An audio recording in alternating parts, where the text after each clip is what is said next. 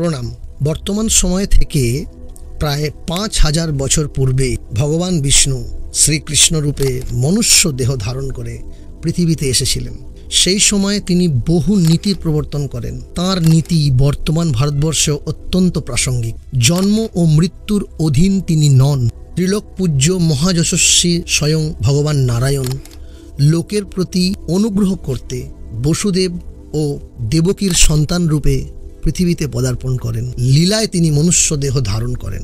ধর্ম সংস্থাপনের জন্যই তিনি বৃষ্ণি বংশে জন্মগ্রহণ করেন। ধর্মের মূল কথা সদাচার ও লোক সংগ্রহ, যা সমাজকে ধারণ করে এবং শ্রীবৃদ্ধির সহায়ক হয়। ভগবান শ্রীকৃষ্ণের জীবন কাহিনী বিশ্লেষণ করলে আমরা তাঁর বহু নীতি এমন পাব যেগুলি এখনও আমাদের ব্যক্তিগত, সামাজিক ও রাজনৈতিক জীবনে অত্যন্ত প্রাসঙ্গিক, এবং সেই নীতিগুলোকে অবলম্বন করে আমরা একটা সুষ্ঠু স্বাভাবিক সমাজ গড়ে তুলতে পারি। ধর্ম কি, অধর্ম কি, ন্যায় কি, অন্যায় কি, কর্ম কি, অকর্ম কি, এ সম্বন্ধে ভগবান শ্রীকৃষ্ণ তাঁর সমস্ত জীবনের ঘটনাগুলির মাধ্যমে বুঝিয়ে দিয়ে গেছেন।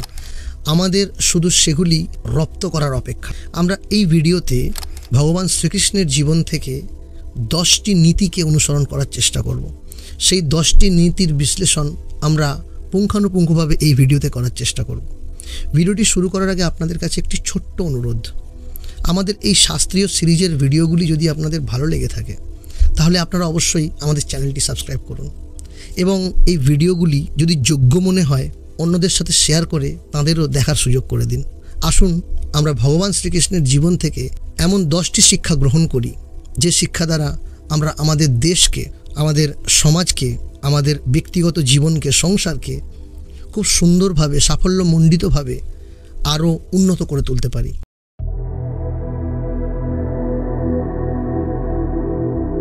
বিশাল ভারতবর্ষের বিভিন্ন প্রান্তের রাজন্যবৃন্দ পারস্পরিক দ্বন্দ্বে মত্ত থেকে ভারতবর্ষের রাজনৈতিক ঐক্য প্রয়াসকে করেছিলেন সুদূর পরাহত। সার্বভৌম সর্বভারতীয় এক রাষ্ট্র গঠনের মানসিকতা বা দূরদর্শিতা তাঁদের মধ্যে ছিল না। ভারতে একটা দৃঢ় রাষ্ট্র ব্যবস্থা প্রবর্তন করতে চেয়েছিলেন ভগবান শ্রীকৃষ্ণ। কোনো ধার্মিক রাজার অধীনে তিনি এই রাষ্ট্র নির্মাণের কার্য করতে চেয়েছিলেন। ধার্মিক অর্থাৎ সাম্প্রদায়িক ধর্ম নয়। মহাভারতের ধর্ম মানে হচ্ছে কর্ম, ভগবানের ধর্ম মানে হচ্ছে কর্ম, সৎকর্ম, ন্যায় কর্ম, সেটাকেই ধর্ম বলা হয়, এবং এর বিপরীত পাপ কর্মকেই বলা হয় অধর্ম। ভগবান শ্রীকৃষ্ণের কাছে যুধিষ্ঠিরই ছিলেন সেই রাষ্ট্রের কর্ণধার হওয়ার পক্ষে সর্বাধিক উৎকৃষ্ট। দূরদর্শিতা এবং রাজনৈতিক বিচক্ষণতার দিক থেকে ভগবান শ্রীকৃষ্ণ ছিলেন সমধিক প্রসিদ্ধ। কুরু পাণ্ডবদের পারিবারিক যে দ্বন্দ্ব, পারিবারিক যে কলহ, সেটাকে কেন্দ্র করে ভারতের বিভিন্ন রাজন্যবর্গরা নিজ নিজ স্বার্থ চরিতার্থ করার চেষ্টায় মত্ত ছিল। কুরুকুলের প্রাচীন শত্রু ছিল মৎস্যদেশ। মৎস্যদেশের রাজা বিরাট। আবার মৎস্যদেশের সঙ্গে তার প্রতিবেশী রাজ্য মদ্রদেশের চিরশত্রুতা ছিল। পাণ্ডবদের মাতুল শল্য আবার মদ্রাধিপতি। সেই জন্যেই বোধহয় শল্য যুদ্ধে কৌরবদের পক্ষ নিয়েছিলেন। কৌরবদের আধিপত্যকে দ্রুপদ কখনো স্বীকার করেননি। এদিকে যাদবগণও ছিল চিন্তিত, কেননা এই দ্রুপদ অতীতে জরাসন্ধের সঙ্গে যোগ দিয়ে মথুরায় আক্রমণ করেছিল 18 বার। এইসব রাজনৈতিক জটিলতা ছিল শ্রীকৃষ্ণের চিন্তার কেন্দ্রবিন্দু। শ্রীকৃষ্ণ আসন্ন যুদ্ধ নিবারণ করতে চেয়েছিলেন শান্তি। জরাসন্ধ ক্ষত্রিয় বিরোধী, তিনি পরশুরামের মতো ক্ষত্রিয় নিধন কার্যে ব্রতী। কুরুবংশ অত্যন্ত গর্বিত কিন্তু অধার্মিক। অতএব শ্রীকৃষ্ণ তাঁর নবধর্ম প্রবর্তনের জন্য সমাজে ও রাষ্ট্রে বিপ্লব আনতে চেয়েছিলেন। যুদ্ধমত্ত অধার্মিক শক্তিকে ধ্বংস করে নতুনভাবে শান্তিগামী ও ধার্মিক রাজাকে কেন্দ্র করে ভারতবর্ষে নতুনভাবে রাষ্ট্র গঠনের প্রয়াস করলেন ভগবান শ্রীকৃষ্ণ। উদ্যোগ পর্বে আমরা দেখেছি শ্রীকৃষ্ণ ভারতীয় রাজধর্মের সাম, দান, দণ্ড ও ভেদ ইত্যাদি নীতিগুলি প্রয়োগ করেছেন। আমাদের মনে রাখতে হবে যে বর্তমান সময় থেকে প্রায় 5000 বছর আগে কিন্তু কুরুক্ষেত্রের যুদ্ধ হয়েছে। এই যুদ্ধের 2500 বছর প্রবাহিত হওয়ার পর ম্লেচ্ছদের প্রথম সফল আক্রমণ সিন্ধু নদের অপর পার পর্যন্ত পৌঁছতে পেরেছে। অতএব অর্জুন প্রতিষ্ঠিত ধর্মরাজ্য এতদিন ব্রহ্ম তেজ অনুপ্রাণিত নক্ষত্র তেজের দ্বারা দেশকে রক্ষা করছিল। তখনও সঞ্চিত ব্রহ্মতেজ আমাদের দেশে এতটাই পরিমাণ ছিল যে তার ভগ্নাংশের প্রভাবেই প্রায় 2000 বছরেরও বেশি সময় দেশকে রক্ষা করতে সহায়তা করেছিল। চন্দ্রগুপ্ত, পুষ্যমিত্র, সমুদ্রগুপ্ত, বিক্রমাদিত্য, সংগ্রাম সিংহ, প্রতাপ, রাজসিংহ, প্রতাপ আদিত্য, শিবাজি ইত্যাদি মহাপুরুষগণ ক্ষত্র তেজের প্রভাবেই দেশের দুর্ভাগ্যের সঙ্গে সংগ্রাম করেছেন।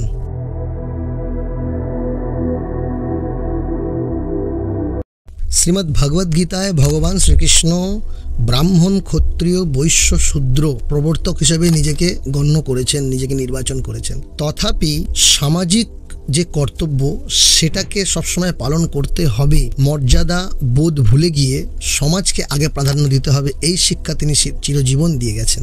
আমরা মহাভারতে দেখি যে রাজসূয় যজ্ঞে ভগবান শ্রীকৃষ্ণ স্বয়ং নিমন্ত্রিত ব্রাহ্মণদের পা ধুইয়ে দিচ্ছেন। স্বীয় মর্যাদাবোধের অহমিকায় আবদ্ধ না থেকে শ্রীকৃষ্ণ সর্বদা সামাজিক কর্তব্যবোধকেই প্রাধান্য দিয়েছেন। একজন ক্ষত্রিয়র পক্ষে সারথীর কর্ম মোটেই গৌরবান্বিত কর্ম নয়, এমনকি তখনকার দিনে এই কর্ম হীন বৃত্তি বলে গণ্য হতো। অথচ ভগবান শ্রীকৃষ্ণ স্বেচ্ছায় সেই সারথীর কর্মই বেছে নিলেন কুরুক্ষেত্রের যুদ্ধে। সমাজের প্রত্যেকটা বর্গের কর্ম অনুযায়ী যে উন্নতি সম্ভব সেটা বোঝানোর জন্যই তিনি প্রত্যেকটা বর্গকে সম্মান করেছেন। তাঁর সারথী হওয়া মানেই সারথী বর্গের সম্মান, অর্থাৎ কোনো কর্মই যে ছোট নয় এবং সামাজিক দিক থেকে চিন্তা করলে প্রত্যেকের কর্মজায়গায় কর্মক্ষেত্রে যে বড় সেটাই তিনি প্রমাণ করে গেছেন। বস্তুত তার দিব্য জীবনে কোনো মানুষই দুর্বলতার স্থান ছিল না।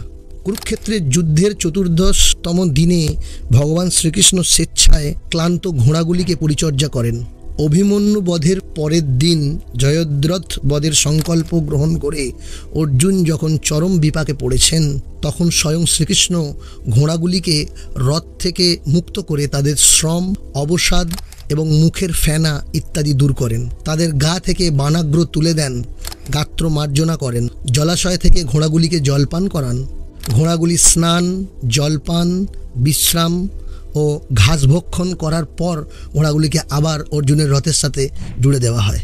শ্রীকৃষ্ণ অশ্ব পরিচর্যাতেও বিশেষ নিপুণ ছিলেন। তিনি তো ভগবান, তিনি সব কর্মেই নিপুণ, কিন্তু তিনি যে সর্বস্তরে কর্ম করছেন এটা দেখায় যে সামাজিক কর্তব্যবোধ তিনি কিভাবে উপস্থাপন করেছেন এবং আমাদের সকলকে শিক্ষা দিয়ে গেছেন যে সমাজের বিভিন্ন স্তরের মানুষ নিজের কর্মে প্রত্যেককেই বড়।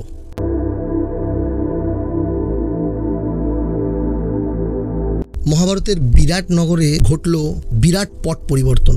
স্বয়ং বলরাম, যিনি কাম্যক বনে পাণ্ডবদের হিতৈষী ছিলেন, তিনি হঠাৎ দুর্যোধনের স্তুতি করতে লাগলেন। তিনি বললেন, দুর্যোধনের কোনো দোষ নেই, যুধিষ্ঠির তার নিজ হঠকারিতার জন্য রাজ্য হারিয়েছে, অতএব দুর্যোধনকে সামনীতি ও সন্ধি দ্বারা আপ্যায়িত করা দরকার। আসলে দুর্যোধন তলে তলে বলরামকে নিজের দলে টেনেছেন। প্রথমত, দুর্যোধনের কন্যা লক্ষণার প্রতি আকৃষ্ট শ্রীকৃষ্ণের পুত্র শাম্ব দুর্যোধনের হাতে বন্দী হন। বলরামের পুত্রতুল্য এবং শিষ্য শাম্বকে মুক্ত করার জন্য বলরাম যখন দুর্যোধনকে ভীতি প্রদর্শন করেন, তখন দুর্যোধন বিবাহের প্রস্তাব মেনে নিয়ে বলরামের প্রিয় হয়ে ওঠেন। দুর্যোধন পরবর্তীকালে নিজেও বলরামের শিষ্যত্ব গ্রহণ করে গদাযুদ্ধ শিখতে লাগেন। শাম্বের সঙ্গে নিজের কন্যার বিয়ে দিয়ে দুর্যোধন শ্রীকৃষ্ণকেও বহুবার নিজের দলে টানতে চেয়েছেন। দুর্বল যদি ন্যায়পরায়ণ হয়, ধার্মিক হয়, ভগবান সর্বদা তার পাশে দাঁড়ান। ভগবানকে প্রলোভন দিয়ে নিজের দলে অন্যায়কারীরা কোনোদিনই টানতে পারে না, তিনি দুর্বলের বল।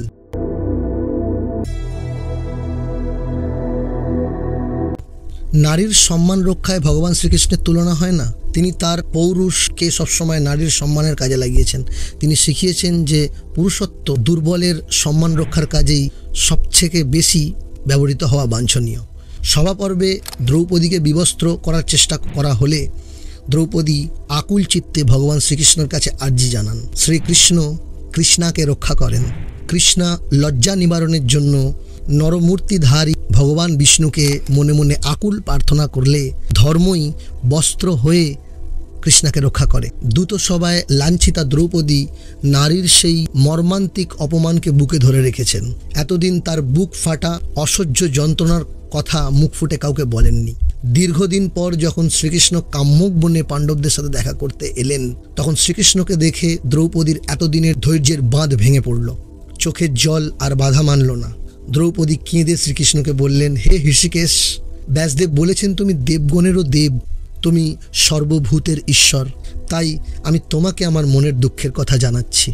আমি পাণ্ডবদের ভার্যা, তোমার সখী এবং ধৃষ্টদ্যুম্নের ভগিনী। তবে কেন আমায় দুঃশাসন কুরুসভায় টেনে নিয়ে গিয়েছিল?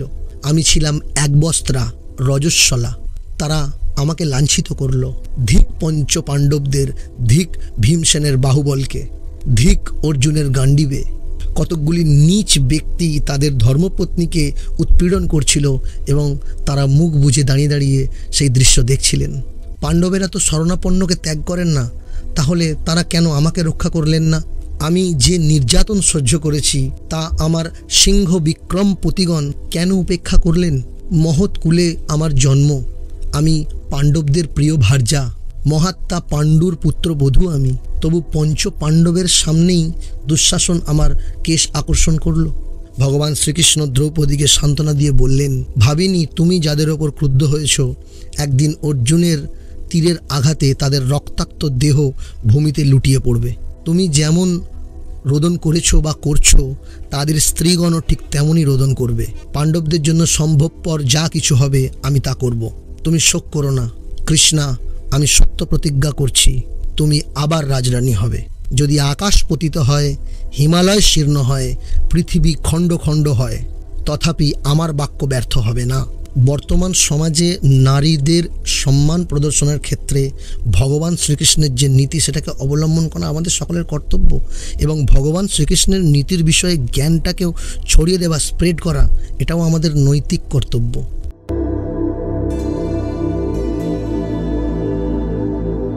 বর্তমান সময়ে দাঁড়িয়ে আমরা ন্যায় আর অন্যায়কে সঠিকভাবে বিশ্লেষণ করে বিচার করতে পারি না। আমরা মহাভারত পড়েছি, অথচ কর্ণকে ন্যায়সঙ্গত বলে মনে করেছি। আমরা জানি না ন্যায় কি, অন্যায় কি। ভগবান শ্রীকৃষ্ণের কাছ থেকে আমাদের ন্যায় অন্যায়ের বিচার শেখা উচিত। একটা বৃহত্তর গোষ্ঠী, সমাজ, দেশ, পৃথিবীর কল্যাণ কার্যে যে কাজ করা হয় সেটাকেই তিনি ন্যায়সঙ্গত বলে মনে করেন। মানুষের কল্যাণের জন্য যে কাজ করা হয় সেই ন্যায় ভিন্ন। যা কিছু প্রতিজ্ঞা, যা কিছু ধর্ম, দান, ধ্যান, সব কিছুই বৃথা। এবং অন্যায়ের সঙ্গ দিলেও, এই সমস্ত কর্ম করেও ন্যায়ের পথে হাঁটা যায় না, এটা ভগবান শ্রীকৃষ্ণ সবসময় বুঝিয়ে দিয়েছেন। তিনি বারবার মহাভারতের যুদ্ধের জন্য ভীষ্ম, দ্রোণ এবং কর্ণকে দায়ী করেছেন।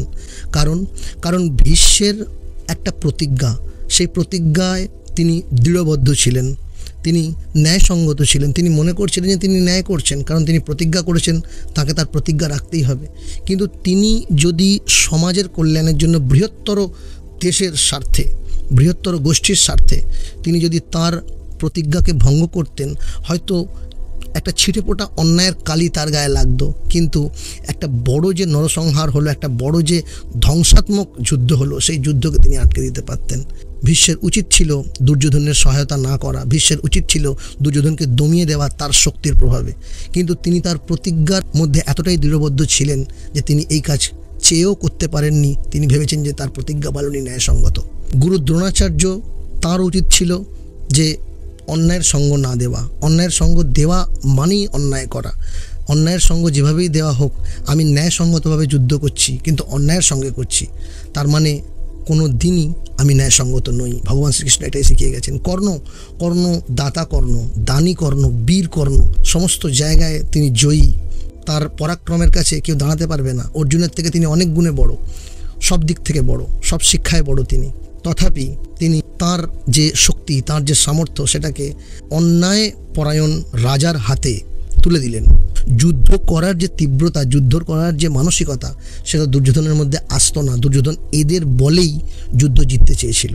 মহাযুদ্ধের অন্তিম দিনে ভগবান শ্রীকৃষ্ণ যুধিষ্ঠিরকে শল্যকে বধ করার উপদেশ দেন। তিনি বলেছিলেন যে আপনার যে তপবল এবং ক্ষাত্রবীর্য রয়েছে, তার সমস্ত কিছু প্রয়োগ করে শল্যকে বধ করুন, ক্ষত্রিয় ধর্মের পালন করুন। যুধিষ্ঠির শল্যকে বধ করেন। শল্যের বধ হয়ে যাওয়ার পর দুর্যোধন ও অত্যন্ত ভীত হয়ে দ্বৈপায়ন হ্রদে আত্মগোপন করে। ভীম তখন গদাযুদ্ধের আহ্বান জানালে দুর্যোধন সম্মত হয় এবং দুজনের মধ্যে প্রবল গদাযুদ্ধ হয় এবং গদাযুদ্ধে ভীম দুর্যোধনের উরুভঙ্গ করে। ভীম অন্যায়ভাবে দুর্যোধনের হত্যা করেছিল, কারণ গদাযুদ্ধের নিয়ম কোমরের নিচে তাকে প্রহার করা যাবে না। উরুতে মারা মানে কোমরের নিচে মারা এবং যুদ্ধের একটা নিয়মকে উল্লঙ্ঘন করা। এতে বলরাম অর্থাৎ যিনি দুর্যোধনের গদাযুদ্ধের গুরু ছিলেন তিনি এতে ক্ষুণ্ণ হয়েছিলেন। তিনি ভীমকে তিরস্কার করেন যে তুমি অন্যায়ভাবে অধর্ম করে দুর্যোধনকে হারালে। মৃত্যুর পথযাত্রী সঙ্গীহীন দুর্যোধন শ্রীকৃষ্ণকে এই অন্যায় এই অধর্মের জন্য বারবার ভৎসনা করলে ভগবান শ্রীকৃষ্ণ ক্ষুব্ধ হয়েও শান্তচিত্তে বলেন, ইয়ান্য কার্যানি চাস্মাকং কৃতানীতি প্রভাসসে বৈগুণ্যেন তবাত্যর্থং সর্বং হি তদনুষ্ঠিতম। দুর্যোধন, তোমার তীব্র অন্যায়ের প্রত্যুত্তরে আমরাও অন্যায় করতে বাধ্য হয়েছি। শ্রীকৃষ্ণ চেয়েছিলেন ধর্মের প্রতিষ্ঠা এবং সেই জন্য প্রয়োজন বোধে তিনি অধর্মকে দমন করতে ষাঠে ষাঠ্যাং সমাচরিত নীতির আশ্রয় গ্রহণের পক্ষপাতী ছিলেন। শল্যপর্বে পাণ্ডবগণকে বিষাদমুক্ত করার জন্য ভগবান শ্রীকৃষ্ণ বলেন, ধর্মযুদ্ধে জয়ী হওয়ার জন্য প্রয়োজন বোধে অন্যায় করলেও অধর্ম করলেও কোনো পাপ হয় না। অর্থাৎ ন্যায় এবং অন্যায় এই দুটো জিনিসকে ক্ষুদ্ররূপে বুঝলে হবে না। একটা বিশাল বৃহত্তর সমাজের, দেশের, পৃথিবীর মঙ্গলের, পৃথিবীর হিতার্থে এটাকে কাজে লাগাতে হবে, তবেই সেটা ন্যায়সঙ্গত হবে।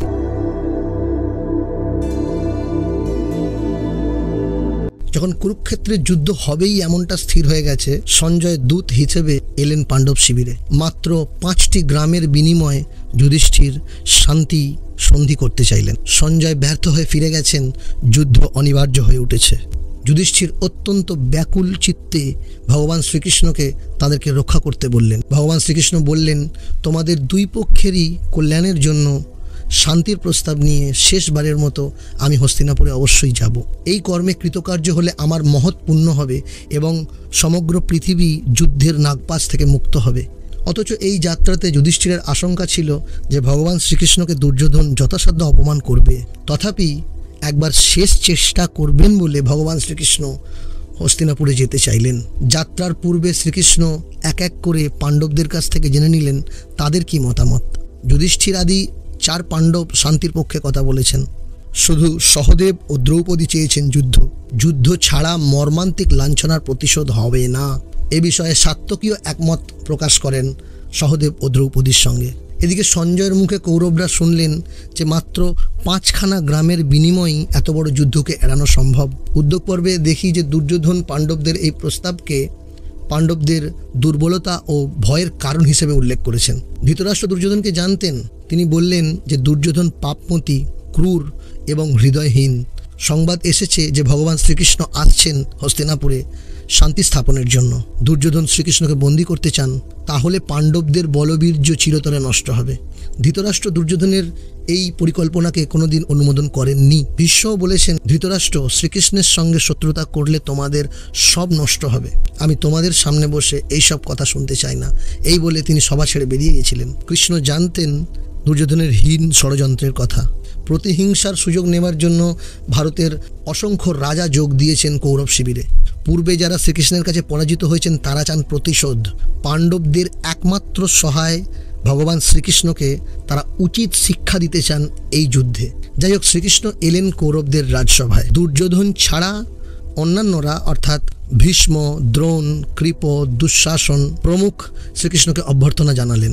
সৌজন্য বিনিময়ের পরে শ্রীকৃষ্ণ দুর্যোধনের নিমন্ত্রণ রক্ষা না করে ভীষ্ম ও দ্রোণের আতিথ্য ভদ্রভাবে প্রত্যাখ্যান করে পরিজন সহ এলেন ধর্মাত্মা বিদুরের গৃহে। তিনি সেখানেই ভোজন করলেন, তিনি সেখানেই বিশ্রাম করলেন।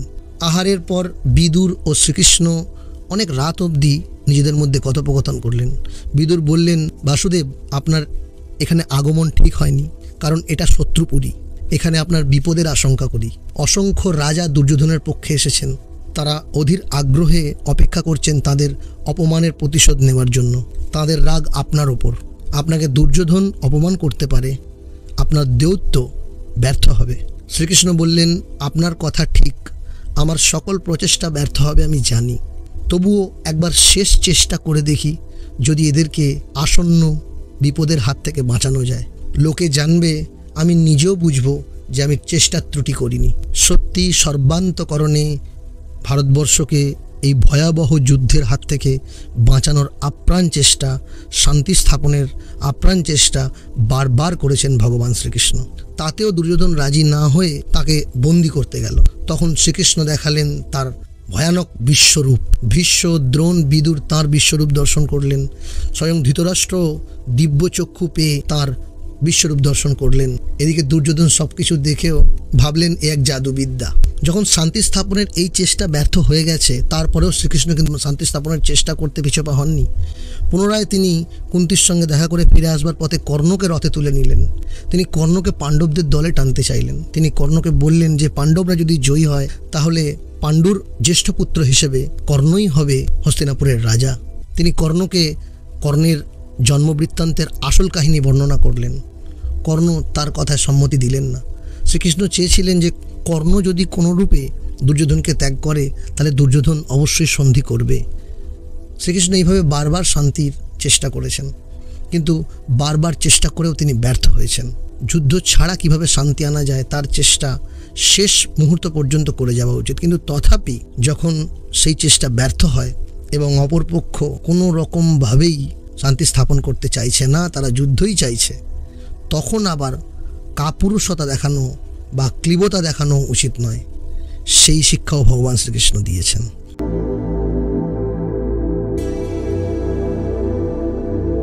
হস্তিনাপুর থেকে ফিরে এসে ভগবান শ্রীকৃষ্ণ কি কি ঘটনা ঘটল সেগুলি যুধিষ্ঠিরের কাছে বর্ণনা করেন। তিনি বলেন যে যুদ্ধ অনিবার্য এবং এই যুদ্ধের জন্য তিনি ভীষ্ম, দ্রোণ এবং কর্ণকে দায়ী করেন। তারা যুদ্ধে যদি অসম্মত হতেন তাহলে দুর্যোধন নিশ্চয়ই সন্ধি স্থাপন করতেন।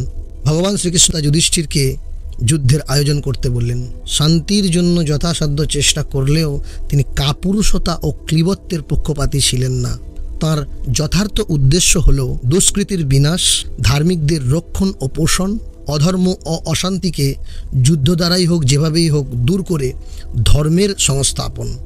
শ্রীকৃষ্ণকে অপমান করার জন্য শকুনির পুত্র উলুককে কৌরবপক্ষীয়রা আবার দূত করে পাণ্ডব শিবিরে পাঠালো। দুর্যোধন উলুকের মারফত শ্রীকৃষ্ণের প্রতি নানান দুর্বাক্য প্রয়োগ করেছেন। শ্রীকৃষ্ণ উলুকের মারফত দুর্যোধনকে জানালেন তার ক্রোধানলে কৌরবগণ তৃণের ন্যায় ধূলিসাৎ হবে। আমরা এও দেখি যে মহাযুদ্ধের আরম্ভের সময় অর্জুন যুদ্ধ করতে চাইছেন না, তিনি মোহগ্রস্ত হয়ে পড়েছেন। গুরুজন বধ অপেক্ষা ভিক্ষাবৃত্তি শ্রেয় বলে মনে করে নিয়েছেন। তিনি ধনুর্বাণ ত্যাগ করেছেন। অর্জুনের ক্লীবত্ব দূর করার জন্য ভগবান শ্রীকৃষ্ণ তাকে গীতার অগ্নিবাণী শুনিয়ে যুদ্ধের জন্য উদ্বুদ্ধ করলেন। শান্তি স্থাপনের পালা শেষ। শান্তি যখন স্থাপন হয়নি, যুদ্ধ যখন তারা চাইছে, যুদ্ধে যখন অবতীর্ণ হয়ে গেছো, তখন যুদ্ধই একমাত্র ধর্ম। ক্ষত্রিয় ধর্ম পালন করে যুদ্ধ করো। এখানে কেউ তোমার ভাই নয়, কেউ তোমার আত্মীয় নয়। তিনি অর্জুনকে মোহমুক্ত করলেন। অর্থাৎ আমরা এখানে দেখছি যে তিনি শান্তি স্থাপনের চেষ্টা বারবার করেছেন। তিনি বারবার চেয়েছেন যে কোনো মতে দুষ্কৃতিকে বুঝিয়ে সঠিক পথে আনা যায় যদি, কিন্তু যখন দেখা যাচ্ছে যে সঠিক পথে দুষ্কৃতি আসছে না, তখন প্রহার, তখন যুদ্ধই একমাত্র অবলম্বন ধর্মকে স্থাপন করার জন্য, অধর্মকে দূর করার জন্য। সেই সময় কাপুরুষতা ও ক্লীবত্বকে গুরুত্ব দেওয়া একদম উচিত নয়। সেই সময় পিছপা হওয়া মানেই হচ্ছে কাপুরুষতা।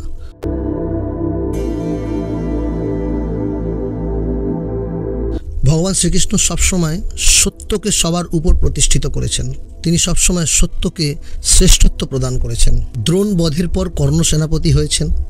কর্ণের হাতে চরম লাঞ্ছিত হয়ে যুধিষ্ঠির যুদ্ধক্ষেত্র ছেড়ে পালিয়েছেন। কৃষ্ণ অর্জুন ও যুধিষ্ঠিরের সঙ্গে দেখা করার জন্য পাণ্ডব শিবিরে এলেন।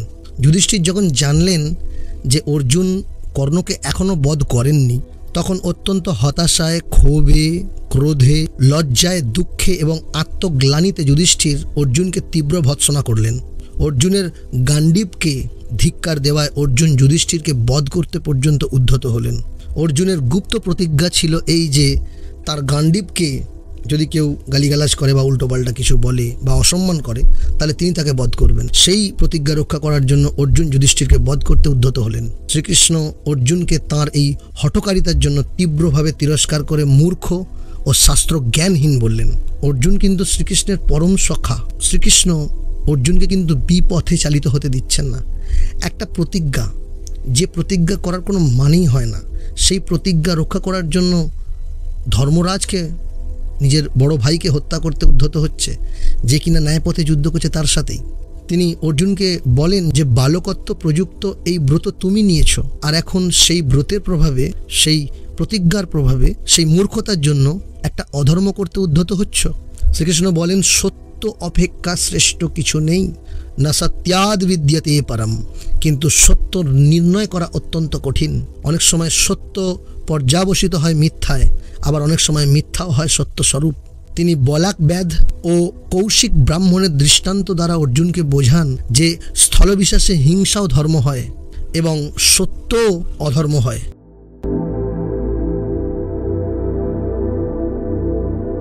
শ্রীকৃষ্ণের এত নীতি, এত জ্ঞান, সমস্ত কিছু যা কিছু তিনি করেছেন সব কিছুই একটাই বিশেষ কারণে, ধর্মকে স্থাপন করার জন্য, ধর্মকে সবার ওপর প্রতিষ্ঠিত করার জন্য, ন্যায় পরায়ণতা বোঝাবার জন্য, ন্যায় অন্যায়ের বিচার করতে শেখাবার জন্য।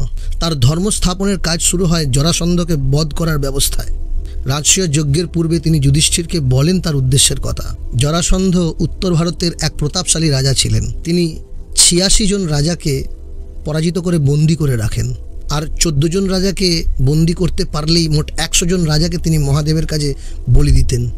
মগধের রাজা জরাসন্ধের কাছেই ছিল 20 অক্ষৌহিনী সৈন্য। তার ভয়ে ভীত হয়ে বহু রাজা উত্তর ভারত ছেড়ে দক্ষিণ ভারতে পালিয়ে গিয়েছিলেন। চেদিরাজ শিশুপাল জরাসন্ধের সেনাপতি, কাশীরাজও জরাসন্ধের মিত্র। বাংলাদেশের উত্তর পশ্চিম অংশের নাম ছিল সে সময় পৌন্ড্র। তার রাজা পৌন্ড্র বাসুদেব, তিনি নিজেকে প্রকৃত বাসুদেব বলে প্রচার করতেন। তিনি ও শিশুপাল শ্রীকৃষ্ণের বিরোধী। এদের সঙ্গে যুক্ত প্রতাপশালী বীর ভীষ্মক, রুক্মিণীর পিতা বিদর্ভরাজ। শুধু তাই নয়, দন্তবক্র করব রাজ্যের রাজা মেঘবাহন, প্রাগজ্যোতিষপুরের রাজা ভগদত্ত এবং অন্যান্য বীরগণও জরাসন্ধের মিত্র। শান্তি স্থাপন এবং ধর্মরাজ্য সংস্থাপন, এই দুটি শ্রীকৃষ্ণের কাজ। এই জন্যেই জরাসন্ধ বধের পরিকল্পনা। ভীমের দ্বারা জরাসন্ধকে বধ করানো হয়। অন্যদিকে ভীষ্ম রাজসূয় যজ্ঞে শ্রীকৃষ্ণকে শ্রেষ্ঠ বলে গণ্য করেন এবং ধর্মরাজকে বলেন যে শ্রীকৃষ্ণই ঈশ্বর, ধর্মরাজের তাকে অর্ঘ্য প্রদান করা উচিত। শিশুপাল শ্রীকৃষ্ণের পিস্তুত ভাই, তিনি শ্রীকৃষ্ণের বিরোধী। তিনি ভীষ্ম, যুধিষ্ঠির, শ্রীকৃষ্ণ সকলকে অশ্রাব্য ভাষায় গালিগালাজ করেন। শ্রীকৃষ্ণ তখন ছিলেন নীরব শ্রোতা। শিশুপালের দর্প ছিল যে তিনি বীর যোদ্ধা। ভীষ্ম বলেন যে শ্রীকৃষ্ণ তো এখানেই আছেন। শিশুপাল তাকে যুদ্ধে আহ্বান করে তার বল পরীক্ষা করতেই পারেন। শিশুপাল শ্রীকৃষ্ণকে যুদ্ধে আহ্বান করলে শ্রীকৃষ্ণ তখন সুদর্শন চক্র দ্বারা শিশুপালের শিরচ্ছেদ করেন। এতক্ষণ তিনি ছিলেন নীরব শ্রোতা, কারণ তিনি শিশুপালের মাকে কথা দিয়েছিলেন যে তিনি শিশুপালের 100টি ভুল ক্ষমা করবেন। শ্রীকৃষ্ণকে যুদ্ধে আহ্বান করার পর শিশুপাল 100টি ভুল অতিক্রম করে ফেলে এবং তৎক্ষণাৎ শ্রীকৃষ্ণ সুদর্শন চক্র দ্বারা তার শিরচ্ছেদ করে তাকে বধ করেন। আগেও শ্রীকৃষ্ণ কংস এবং নরাসুরকে বধ করেছেন। শ্রীকৃষ্ণ নিজেকে অশ্রাব্য ভাষায় গালিগালাজ করছে বলে শিশুপালকে হত্যা করলেন এমনটা কিন্তু নয়। তিনি ভবিষ্যৎ ভেবে শিশুপালকে হত্যা করলেন, জরাসন্ধকে হত্যা করলেন, কারণ তিনি জানতেন যে জরাসন্ধ এবং শিশুপাল কোনো না কোনোভাবে দুর্যোধনকেই কানেক্ট করবে, দুর্যোধনের সঙ্গেই, দুর্যোধনের পক্ষেই লড়াই করবে। তাই আগে থেকে এদেরকে সরিয়ে দেওয়া উচিত। এতে রাজসূয় যজ্ঞের বিঘ্নও দূর হলো এবং ভবিষ্যৎ ধর্মরাজ্য সংস্থাপনের যে কর্ম সেটাও কিছুটা নির্বিঘ্ন হলো।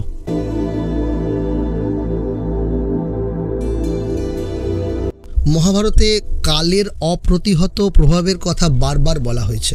আদি পর্বেই ব্যাসদেব বলেছেন, কালই সৃষ্টি স্থিতি বিনাশ করে। সুপ্ত অবস্থায় কাল জাগ্রত থাকে, কালকে কেউ অতিক্রম করতে পারে না। কাল সকল পদার্থেই সমানভাবে বিচরণ করে। শ্রীকৃষ্ণ সবসময় কালকে বা সময়কে প্রাধান্য দিয়েছেন।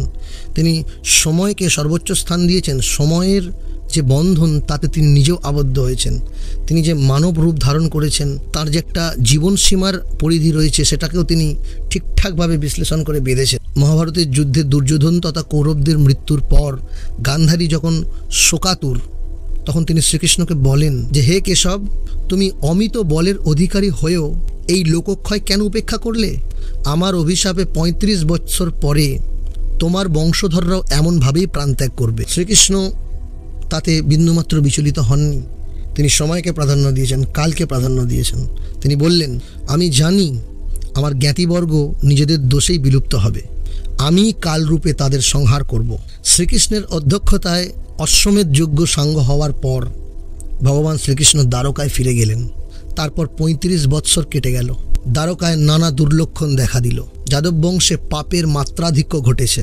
শীলতার সমস্ত সীমাকে ছাড়িয়ে যাদবগণ ধর্মকে বিসর্জন দিয়ে পাপ এবং অধর্মে লিপ্ত হয়েছেন। নারী পুরুষ যৌন তৃপ্তির জন্য সব রকম পাপ কর্মে লিপ্ত এবং সুরাসক্ত হয়ে পড়েছে। ব্যভিচারের প্রবল স্রোতে সব শীল ধর্ম ও সদাচার ভেসে গিয়েছে। পরস্পরের সঙ্গে হানাহানি করে যাদবকুল ধ্বংস হয়ে গেল। ভগবান শ্রীকৃষ্ণ স্বয়ং ভগবান হয়েও এই জিনিস আটকাতে পারলেন না এবং আটকালেনও না, কারণ তিনি সময়কে সম্মান করেন, কালকে সম্মান করেন। তিনি জানেন তাঁরও যাওয়ার সময় হয়ে এসেছে এবং তিনি কালকে কলির হাতে ঠেলে দিয়ে এবারে পৃথিবী থেকে বিদায় নেবেন। বলরাম যোগ বলে দেহত্যাগ করলেন। ভগবান শ্রীকৃষ্ণ যোগ অবলম্বন করে ভূমিতে শয়ন করলেন। তখন জরা নামক এক ব্যাধ মৃগ ভেবে তার পা তীরবিদ্ধ করলেন। তাকে আশ্বাস দিয়ে ভগবান শ্রীকৃষ্ণ দেহত্যাগ করলেন। তিনি সময়কে সম্মান করলেন, কালকে ঠেলে দিলেন কলির হাতে, কারণ তিনি জানেন এবারে কলির আসার সময় হয়ে গেছে, পৃথিবীর বিবর্তনের সময় হয়েছে।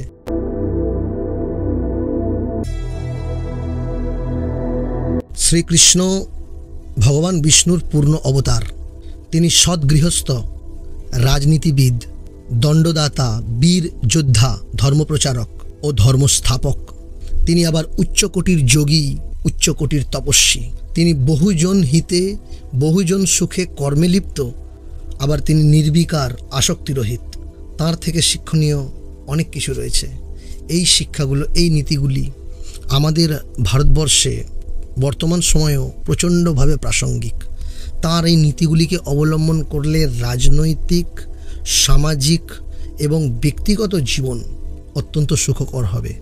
জানা অজানা এরকমই শাস্ত্রীয় আরও অনেক ভিডিও দেখার জন্য চ্যানেলটি সাবস্ক্রাইব করে রাখুন। সকলে খুব ভালো থাকবেন। প্রণাম।